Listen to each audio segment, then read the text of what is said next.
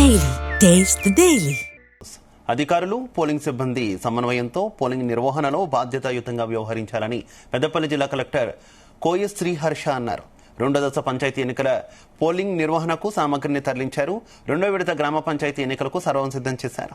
పెద్దపల్లి జిల్లాలో రెండో విడతలో భాగంగా 4 మండలాల్లో పాలకుర్తి, అలాగే అంతర్గం, ధర్మారం, జూలపల్లి మండలాల్లో ఎన్నిక జరగనుంది.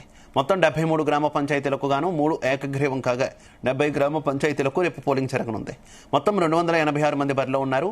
మొత్తం 684 వార్డులకు గాను 177 ఏకగ్రీవం కాగా 507 వార్డులకు పోలింగ్ జరగనుంది. మొత్తం 1417 మంది బరిలో ఉన్నారు. ప్రశాంత వాతావరణంలో పోలింగ్ నిర్వహించేందుకు పటిష్ట బందోబస్తు ఏర్పాట్లు చేశారు.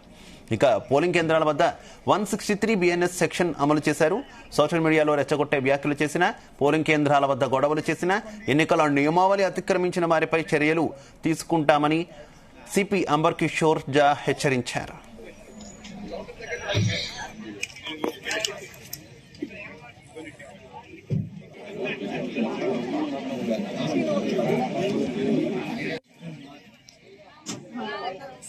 ఏజెంట్స్ కి సరిపడా